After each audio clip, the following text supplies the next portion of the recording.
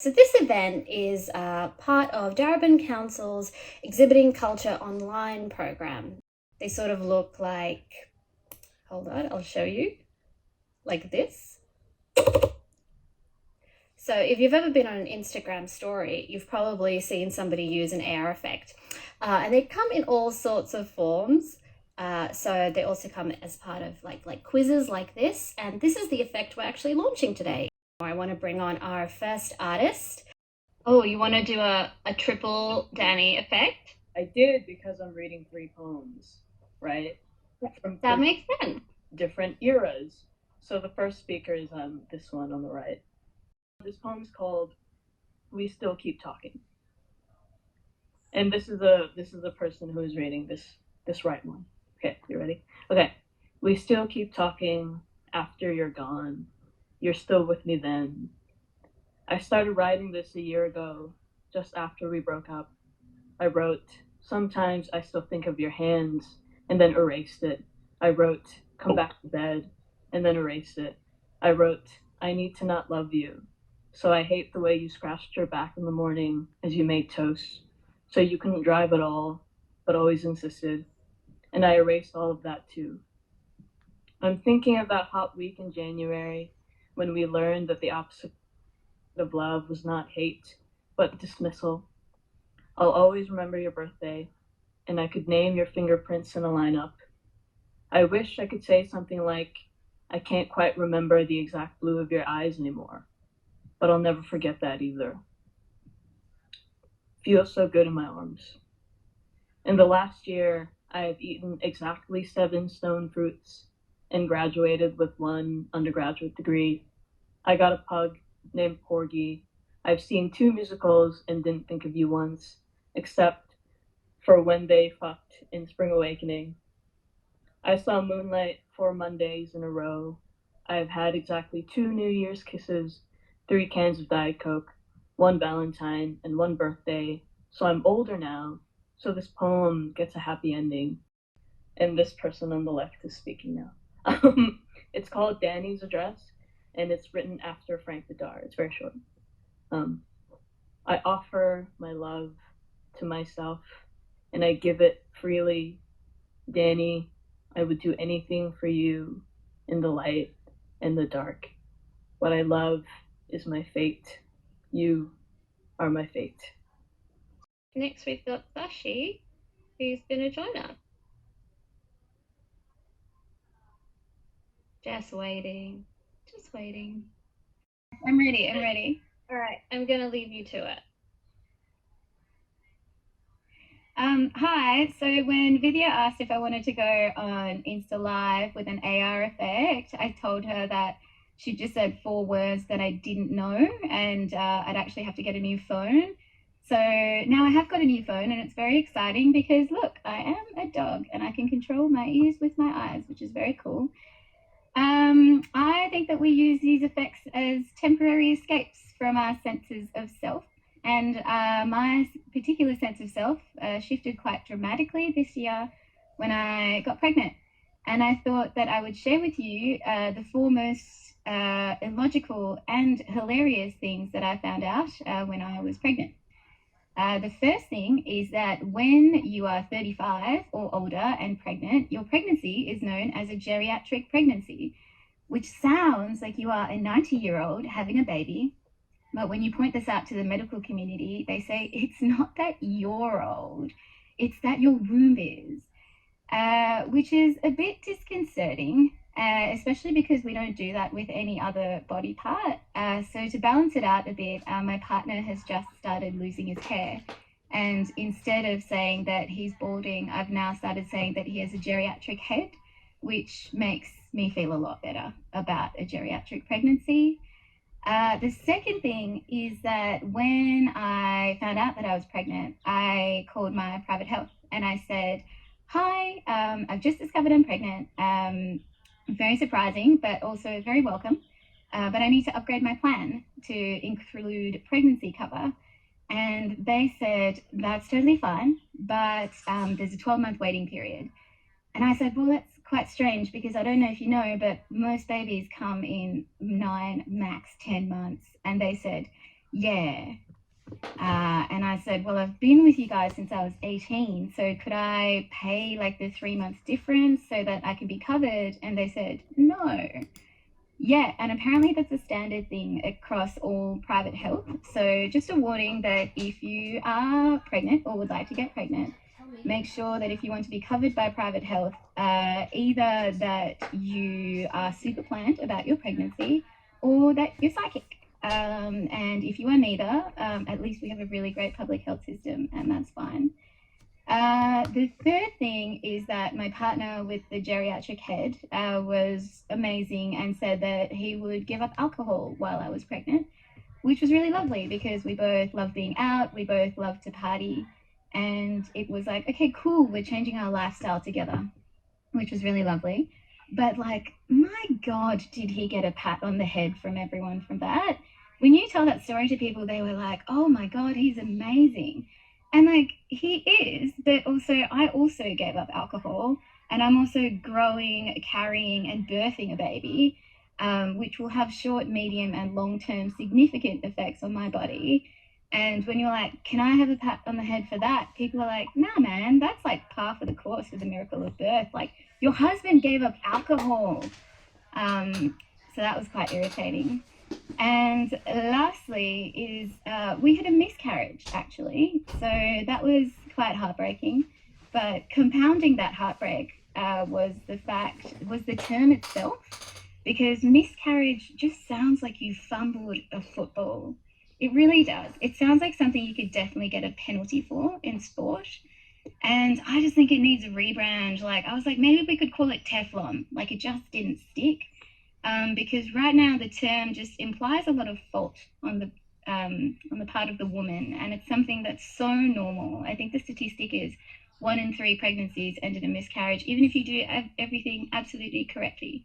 So needs a rebrand. That's everything that I found out. And my God, it is hot in this car. Can you see my sweat mustache? Basically, she can do everything. Margot, are you here? There she is. I'll ask you to sing now. Okay. Here we go. I'll do it. I really hope I remember the melodies. Okay. Wait, there's like a hat in the way. Okay, there we go.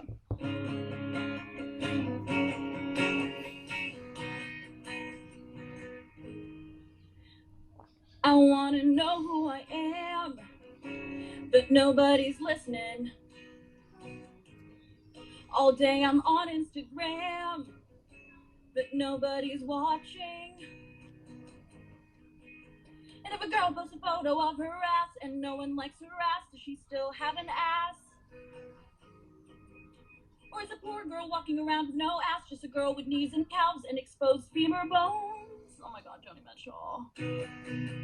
How can I be myself if no one is watching me be myself? I wanna be self-aware, but only if there are others self-aware of me. 'Cause I'm just a girl standing in front of a world, asking it to lie to me, but I'm virtually no one worth knowing, but inattention, basically love. Don't answer that.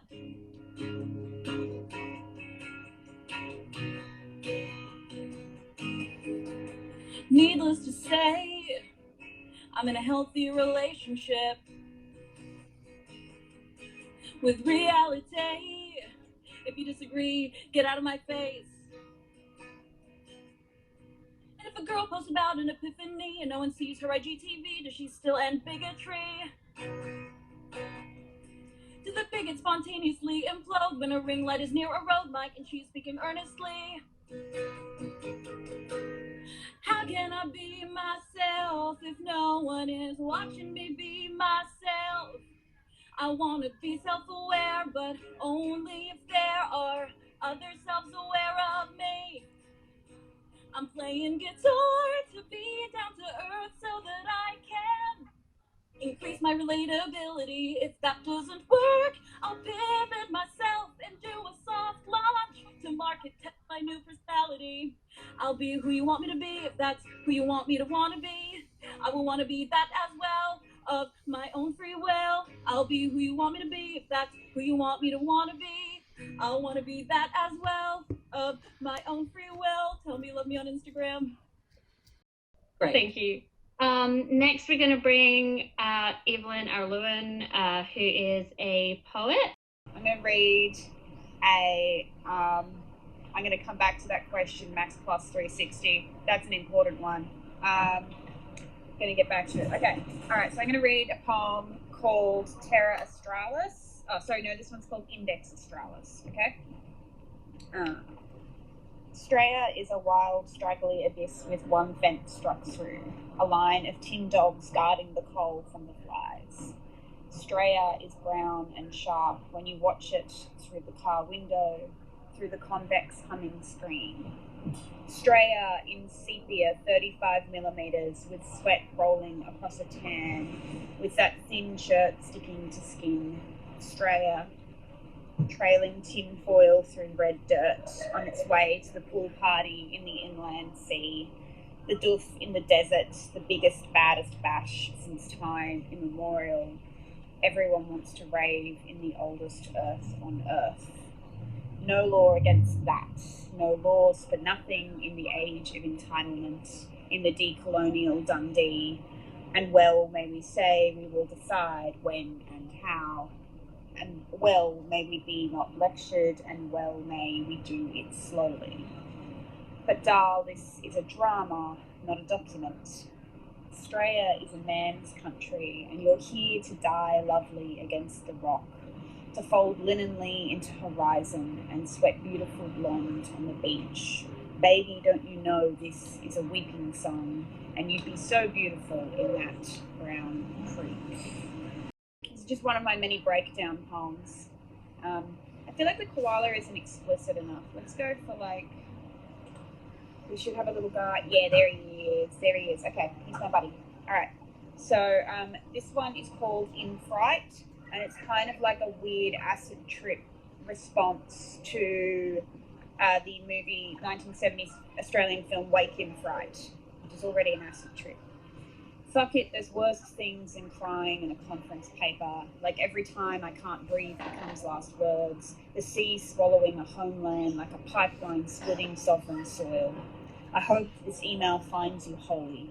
I'm drafting in the notes app at the back of a reading. I dressed my best Westfield Vogue, my too careful chic. If I'm short, it's because these 4 lines took 9 weeks. The host said bring your own compulsion, so I've got a framework to hover around the room. It's like an empty glass you carry back to the bar, projector streaming burnt desert holograms against a grotty warehouse wall, a Yui boom stuttering out that all the little devils are proud of hell. I hope this email finds you aching. In a competition for who can look most laconic, my mouth is never relaxed enough for a smirk. The virus missed me to strike a child starving someplace closer than I want to know. The phone is buzzing and everyone is cancelled. Some white girl in a bedazzled homewrecker bomber is writing a memoir, and the war will end when we splinter in heat death. Best wishes, you're the only man I'll ever let touch me. The nightmare is the closest I ever get to history, and after careful consideration, I realise I never learnt how to pray. I think it would look like the lead-light water lily Mum made for the bathroom, smell like a Band-Aid, sound like we haven't had a storm this bad since you took out that tender ship of mine. My poems are lacking shade and brine, are recipes for things that will one day kill me. At least we're lucky to have jobs. At least they only raise the rent once. Sign off and say you love me enough to let this disappear. Say keep safe. Say the worst thing we ever did was tell ourselves there would be memories. That's it for us, and have a good afternoon. Thanks, everyone.